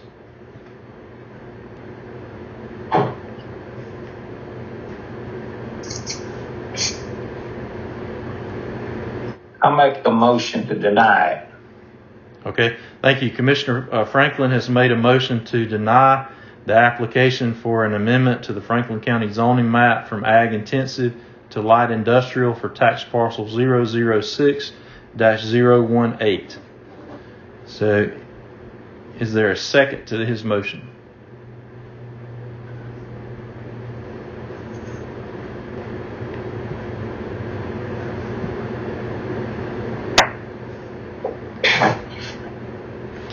Okay, hearing no second, the motion fails for lack of a second. So we go back to, is there a motion to approve? I guess the ones we have left are either to approve it, to table it, or to refer it back to planning and zoning.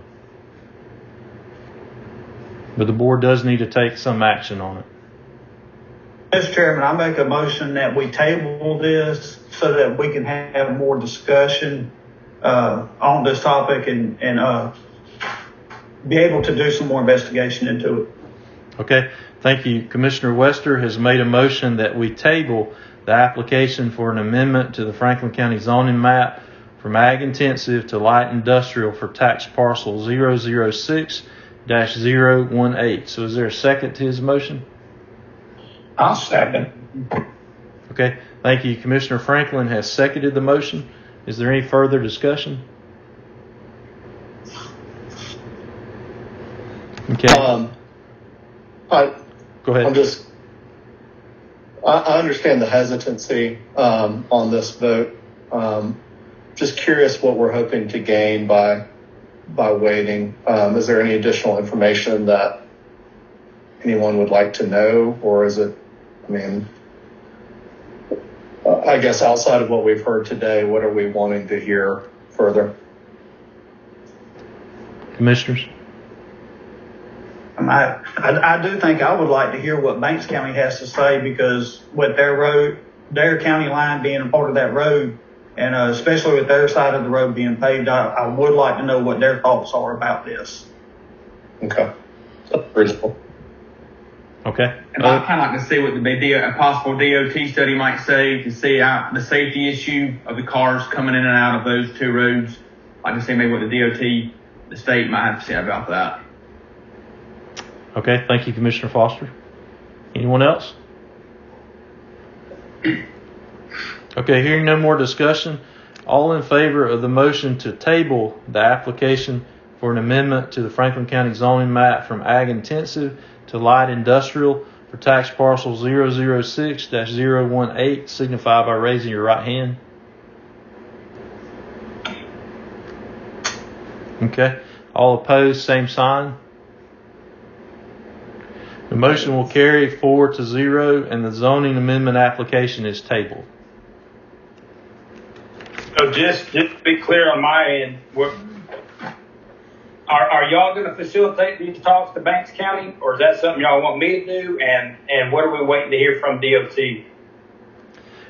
I think it'd be a good idea for you to talk to Banks County as initial contact, and perhaps Mr. Turner, and find out.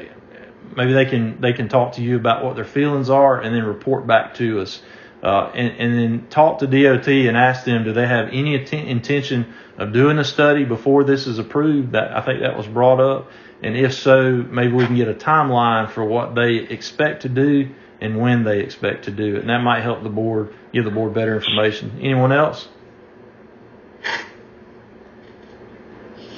Is everyone agreeable to that? Yes. Okay. Mm-hmm. Does that sound okay, Mr. Delozier? Okay. All right. The next item on the agenda is the B, conditional use permit. This is Marvin Garris of 950 Lakeshore Road, Livonia, Georgia, has filed an application for a conditional use permit to operate an in-home consulting business on approximately 0.20 acre tract of land located at 950 Lakeshore Road and further identified as tax parcel 060B-053. So at this time, we're going to ask Mr. Delosier to summarize the application for the board. Mr. Delosier. Yeah, Mr. Garris, 950 Lakeshore Road. He is going to do a in-home consulting business. He is zoned residential single family currently, which requires any home-based occupation to be a conditional use permit. His application, it does not anticipate any visitors to his home. It is strictly for basically fire safety related topics when it comes to new construction and development. At the Planning and Zoning Commission meeting, there was 0 people that spoke in opposition to it. The Planning Commission recommended approving this 5-0. And I recommend approving it as well with no conditions attached. The Planning Commission didn't have any conditions, neither do I. Okay, thank you, Mr. Delosier. At this time, we'll open it up for questions for the commissioners. Commissioner Franklin, do you have any questions for Mr. Delosier? No. Okay, thank you. Commissioner Foster, do you have any questions? No, I have none. Okay. Commissioner Swales, do you have any questions? No, I don't. Okay. Commissioner Wester, do you have any questions? No, sir. No. Okay. Mr. Turner, do you have anything? No. Okay. Any more questions before we move on? All right. At this time, is there a motion to act on the conditional use permit by Marvin Garris for an in-home consulting business at 950 Lakeshore Road? I'd like to make a motion that we approve his application for rezoning. Okay, thank you. Commissioner Swales has made a motion to approve the application for a conditional use permit. And actually, Mr. Swales, conditional use permit, not rezone. Is that? I apologize. Okay? Yes, Okay. Conditional use permit. Conditional use permit. Conditional use permit by Marvin Garris for an in-home consulting business at 950 Lakeshore Road. Is there a second? I'll second, Mr. Chairman. Okay, thank you. Commissioner Wester has seconded the motion. Is there any further discussion? Okay, hearing none, all in favor of the motion to approve the application for a conditional use permit by Marvin Garris for an in-home consulting business at 950 Lakeshore Road, signify by raising your right hand. Okay, thank you. All opposed, same sign. Okay, the motion will carry 4-0, and the conditional use permit for Marvin Garris is approved. The next item on the agenda is item C, preliminary plat approval. Joey Gilbert of 205 Williams Bridge Road, Toccoa, Georgia, has filed an application for preliminary plat approval of 23 lots on an approximately 32.52 acre tract of land located at the intersection of Cedar Ridge Road and Westbrook Road, and further identified as tax parcel B75-017. So this time, Mr. Delosier, if you would summarize that for the board, what he's asking. Yeah, so a couple months ago, the state applied to rezone this tract from ag intensive to residential single family for the purpose of developing a subdivision. At that time, they did not have the preliminary plat work all the way nailed out. So they're coming before the board now to seek preliminary plat approval. That's going to give them the go ahead to start the planning process, aim this thing out. At this time, there's not been any pin set or anything like that. That'll come after they get preliminary plat approval. This tract, all the lots have been located in Franklin County, and there's been on the plat, there's a no access easement off of Westbrook Road. I know that was an issue that was brought up at the rezoning was since that portion of Westbrook does actually belong to Banks County. Banks County does not allow subdivisions to come on or off of their roads. So the applicant did agree to not allow any driveways to come off of Westbrook Road. And the preliminary plat shows that. And after review of this preliminary plat, everything that they have on it does meet Franklin County's subdivision and development regulations. It's my recommendation to approve this plat and let this developer go ahead and move forward with this subdivision. Okay, thank you, Mr. Delozier. We'll open this up for questions from the commissioners. So start with Commissioner Wester. Do you have any questions? No. Okay, thank you. Commissioner Swales, do you have any questions? No, I don't. Okay. Commissioner Foster, do you have any questions? No, I don't. Okay. And Commissioner Franklin, do you have any questions? No, sir. Okay.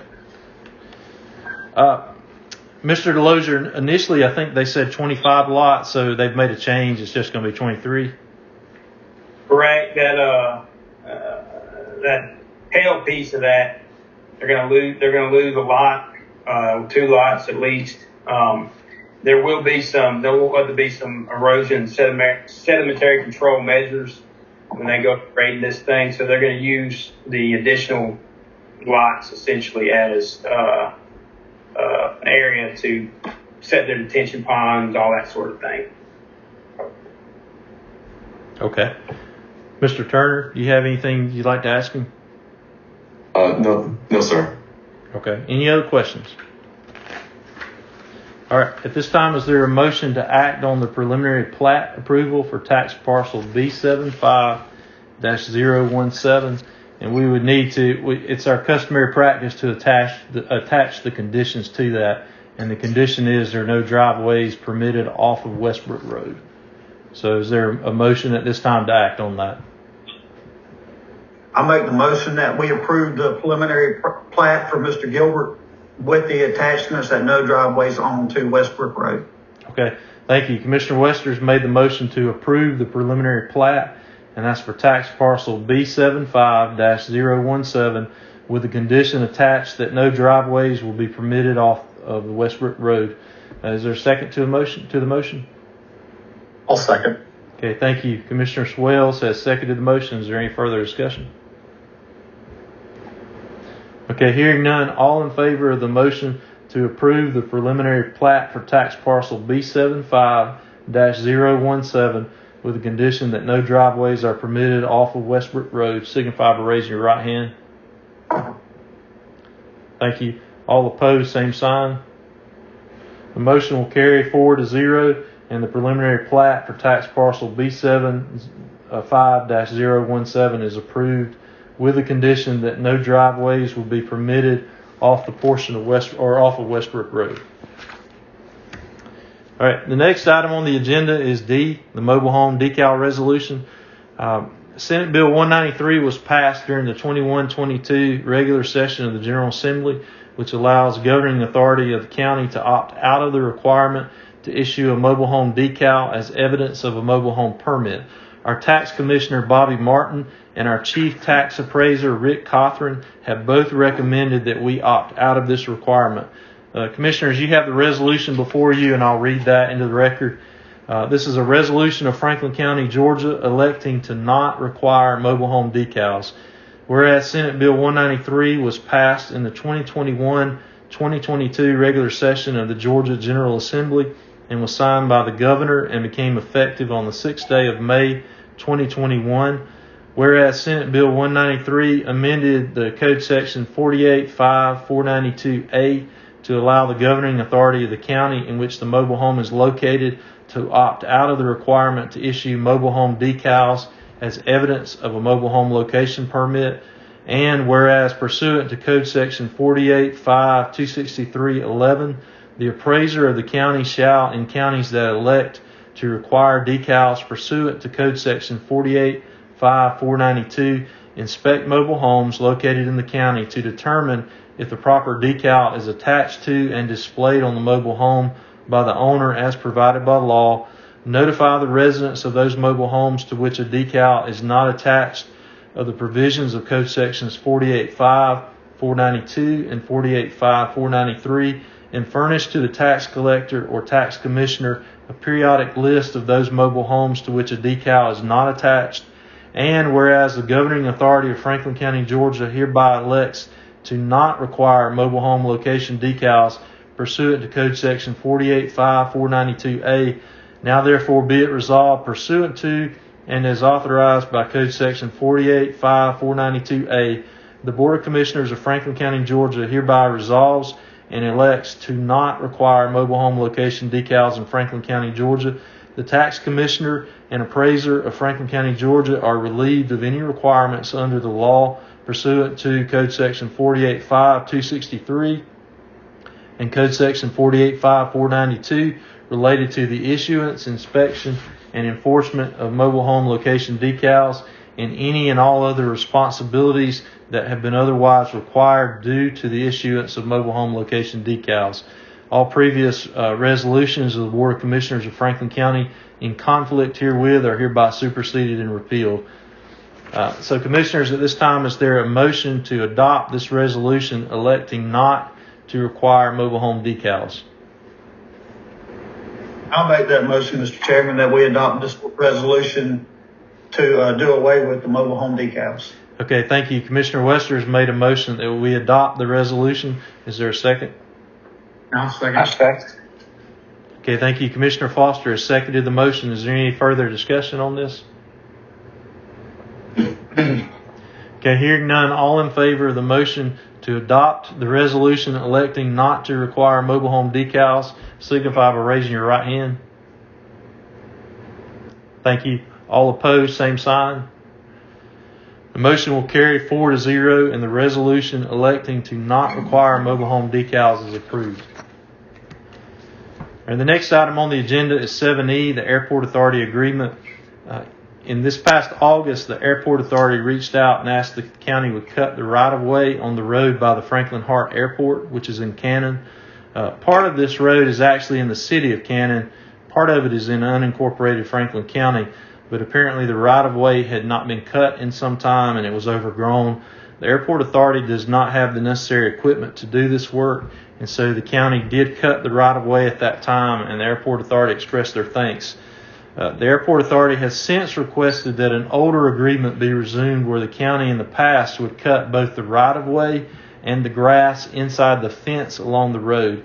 And it was reported that in the past there was a verbal agreement between the county and the Airport Authority that the county's road department employees would do this work, and then the airport would reimburse the county for the overtime of the employees involved. And this might have taken, they estimated, the equivalent of 3/4 of a work day to complete. There's apparently no record that the airport ever actually paid for this service in the past, although it seems that we've done it before. The airport would like to resume this agreement, and they are willing to reimburse the county for employee overtime. They estimate they would want this done about 4 times a year, mostly in the summer. Just some background information. The Airport Authority is an independent, autonomous public corporation created by the state legislature in the 95-96 legislative session.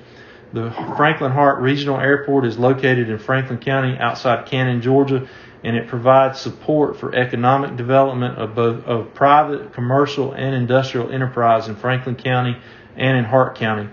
The Airport Authority is currently supported financially by both Franklin and Hart County.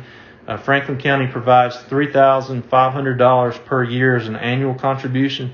In addition, we offer some level of building property insurance coverage, and the airport also receives SPLOST funds. They received $100,000 from SPLOST 4, which was the 2010 SPLOST, and they're eligible for $100,000 from the 2016 SPLOST, that was SPLOST 5, of which, as of December 2020, they had expended $57,943. There is a definite public interest in supporting the Airport Authority, and the county has historically done that. So if we elect to provide this additional service, it would be in the interest of the public good of Franklin County in view of the economic benefits that we receive by having an airport. It would also be consistent with the public support we currently provide the airport and the support that we provided in the past.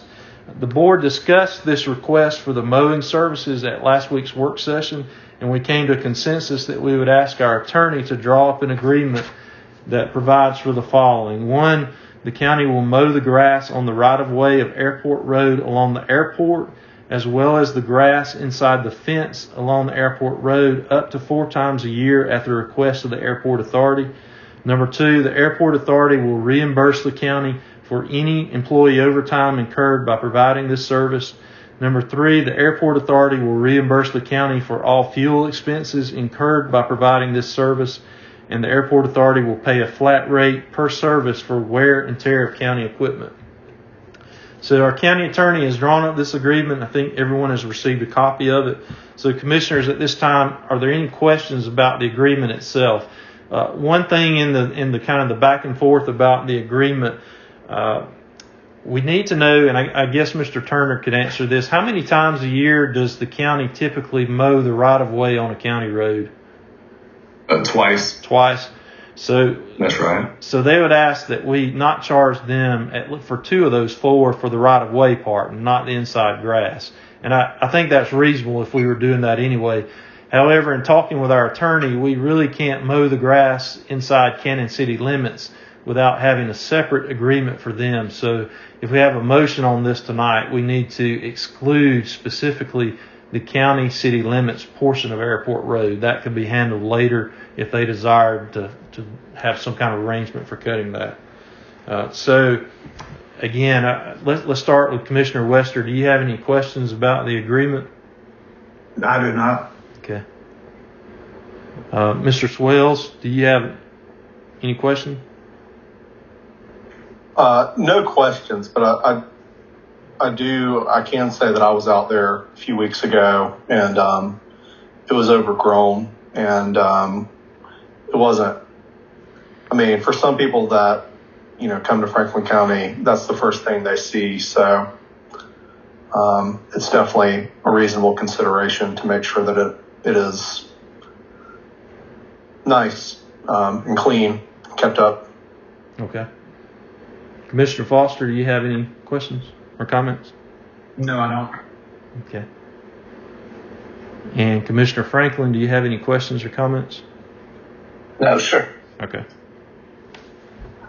So if we approve this, we just need to be specific in the motion that we are excluding the right-of-way inside the Cannon city limits. And I rode by there today. That actually the Cannon city limits end right about the portion of Airport Road before the buildings begin. So really it's probably the bottom half or bottom third is the part that's in the county. So if they desire that other portion to be cut, we would have to come back later and work out some kind of arrangement with the city of Cannon. And we're not going to do that tonight because we're not prepared to do that tonight. So we just need in a motion to specifically exclude the part of Airport Road that is in the Cannon city limits. So at this time, is there a motion to approve this intergovernmental agreement with the Franklin Hart County Airport Authority that provides for provision of vegetative maintenance services? I'll make a motion that we approve this intergovernmental agreement whereby we provide services in the form of grass and lawn type care only in the county portions of Airport Road. Okay. Thank you. Commissioner Swales has made the motion that we approve the intergovernmental agreement with the Franklin Hart Airport Authority and that we specifically are excluding the Cannon city limits portion of the right-of-way of Airport Road, and we would just cut the Airport Road along the county portion. So is there a second to his motion? No, second. Okay, thank you. Commissioner Foster has seconded the motion. Is there any further discussion? Okay, hearing none, all in favor of the motion to approve the intergovernmental agreement with Franklin Hart Airport Authority providing for provision of vegetation maintenance services and specific only for the Franklin County unincorporated portion of Airport Road, please signify by raising your right hand. Okay, thank you. All opposed, same sign. The motion will carry 4-0, and the intergovernmental agreement with the Franklin Hart Airport Authority is approved. Our attorney is going to modify that agreement to account for to specifically state that this is only for the Franklin County unincorporated portion of Airport Road, and he will send that copy to the clerk for us to sign. So that should be coming tonight. Just in the way of announcements, earlier this year, Franklin County joined with Hart County to commission a forensic audit, financial audit of the Airport Authority for fiscal years 2012 through fiscal year 2018. And I spoke with Marshall Sayer, who is the Hart County chairman of the Hart County Board of Commissioners, and he said that audit is nearing completion and they expect it to be completed in the next 1 to 2 months. That's not certain yet, but as soon as that audit is completed, we plan to have a joint meeting with Hart County for the results of that audit to be presented. So we'll stay tuned for the date for such a meeting once we are notified that the audit has been completed. All right, the next item on the agenda is number 8, County Manager Report. So we're going to turn the meeting over to Mr. Turner at this time. All right, thank you, Mr. Chairman. Just going to briefly talk about the LMIG, our paving projects. This is just talking about our 2021, an update to the LMIG project, and also just what our projected FY22 paving projects are for the year. I'll start with 21 and then work my way to the current year. So with the 2021 LMIG asphalt paving, our total funding for that was approximately $707,000, 142. And you should have this information. With the update to the 8 proposed roads that we were paving, we currently have 5 of those roads that are paved: Parkertown, Hillshore, Park, Blue Ridge, and Blue Water. We do still have 3 that are remaining that we are working to get completed. A couple of our, mostly really our larger projects. So the Jackson Bridge Road, Diamond Lane, and Ross Place. Right now, Stratton is contracted to do those. We are pending weather so that we can get back to work on any of those.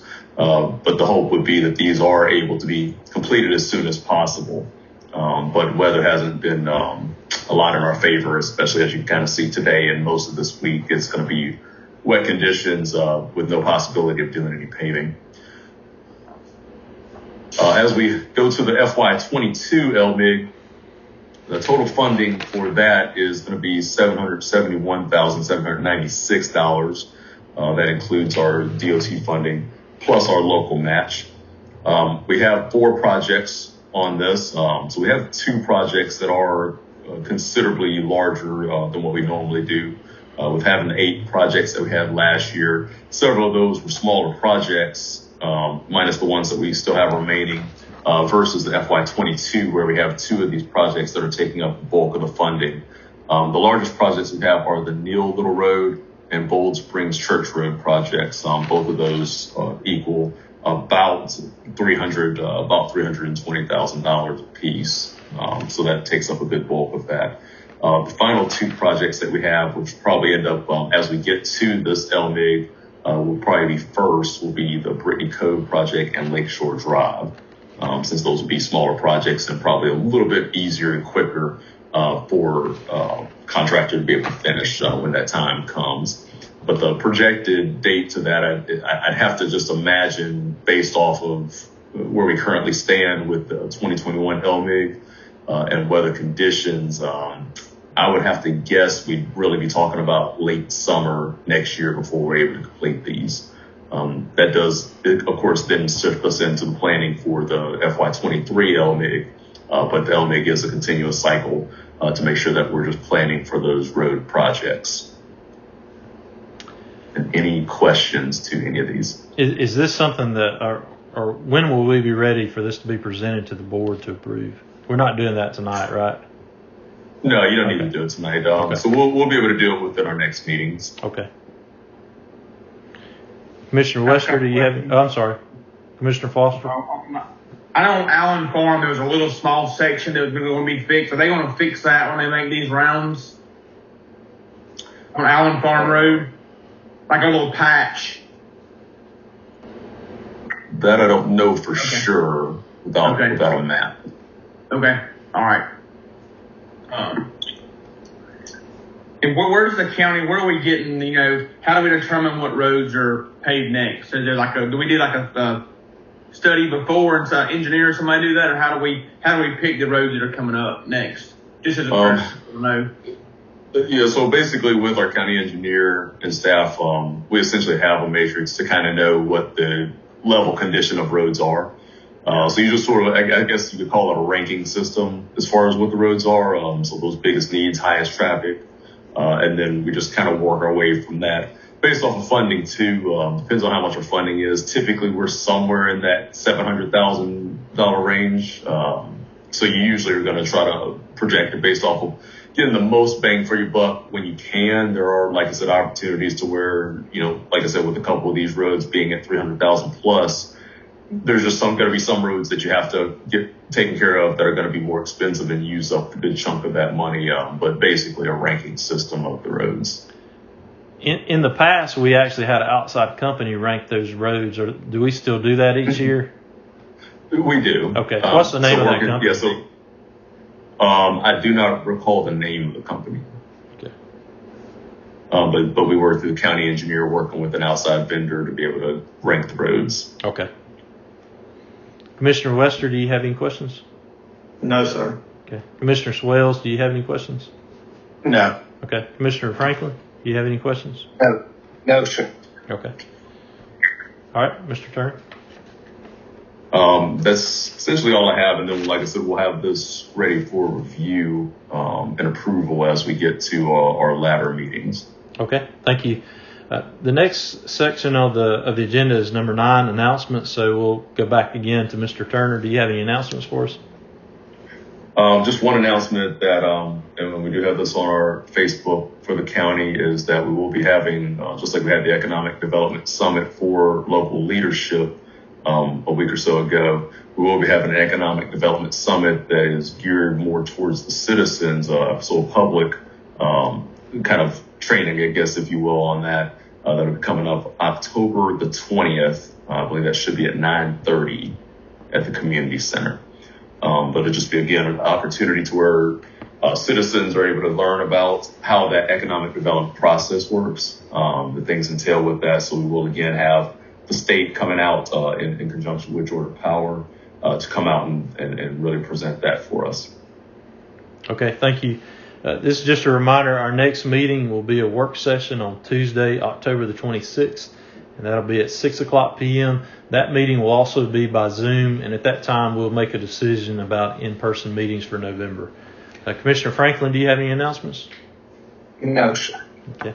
Commissioner Foster, do you have any? No. Okay. Commissioner Swales? No. Commissioner Wester? No, sir.